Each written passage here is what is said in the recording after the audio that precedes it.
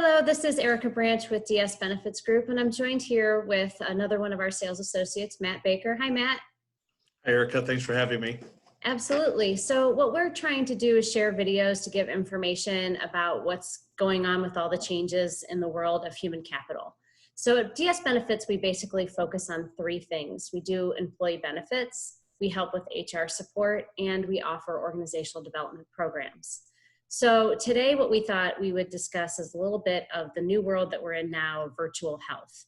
And a lot of people don't understand or have not used it, so it can seem scary or just not what they're used to. So Matt, can you share some insight about telehealth for us to understand? Absolutely. Thanks, Erica. Appreciate it. Yeah, telehealth is a program that most carriers already have in the plans that you provide to your employees. So, some do not, so make sure you double check that to make sure that your plan does offer it. But most do. Anthem, United Healthcare, Medical Mutual, they all seem to have that in there and maybe underutilized, but it is there for your employees.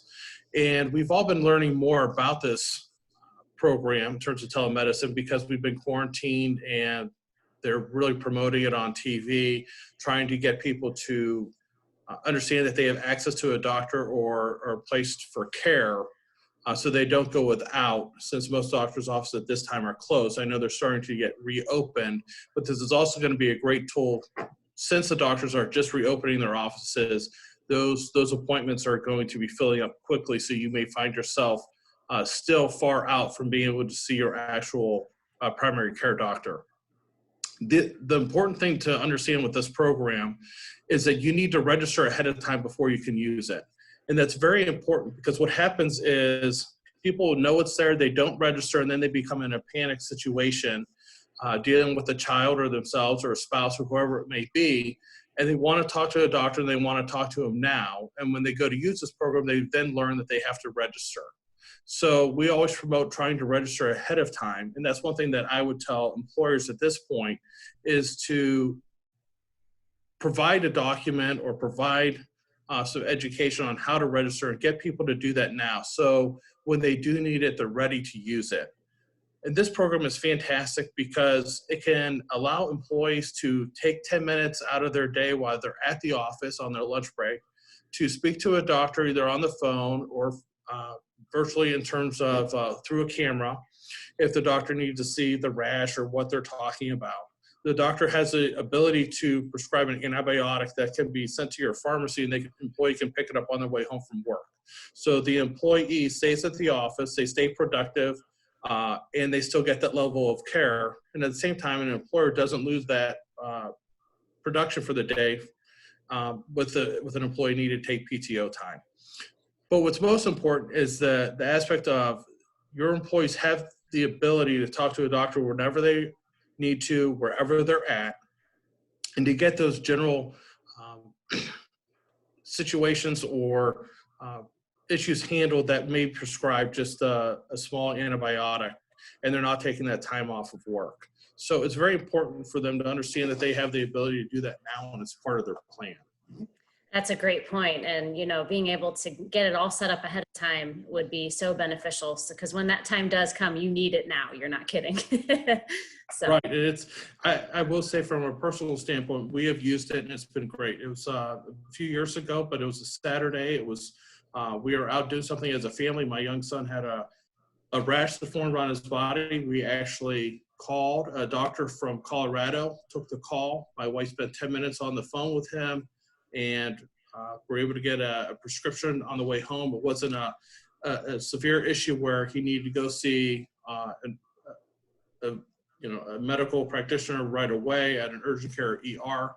So we were able to keep doing what we were doing through the day since we were a couple hours from home, and then pick that up when we got home, that prescription, and take care of things. So it really does work, and it's really a great tool and resource for employees and the employer.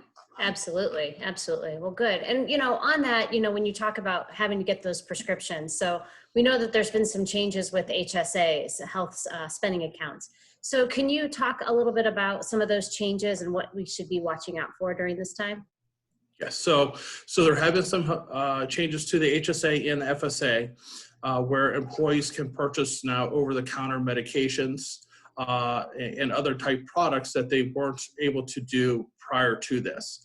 What we're finding is, depending on if your HSA account is set up through a bank, like a Key Bank or Huntington or something of that nature, versus an HSA bank, which is truly an HSA bank that carriers may partner with.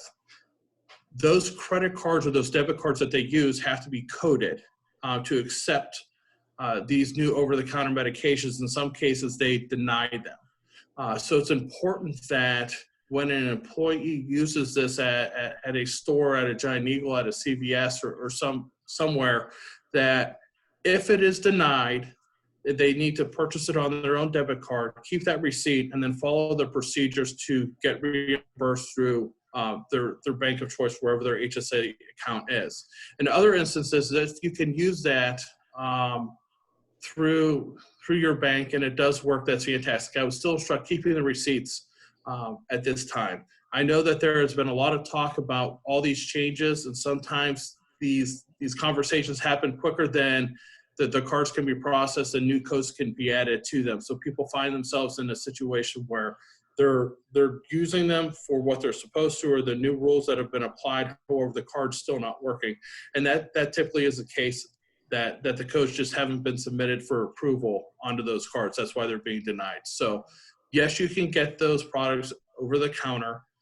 Keep your receipt, follow your instructions through your carrier, through your HSA provider, on how to get reimbursed for those services. Those are great tips. Thank you, Matt. I appreciate it, because I know that's kind of a new thing for a lot of people, and some people aren't quite understanding how that works. So I appreciate that information. Well, I just want to thank you again, Matt, for giving us this information. And also, we will have a document that will list all the different carriers and the different telehealth options that you have. So please make sure that you check that out. And also make sure you check out our website at dsbenefitsgroup.com. Thanks so much, and stay safe and stay healthy. Take care.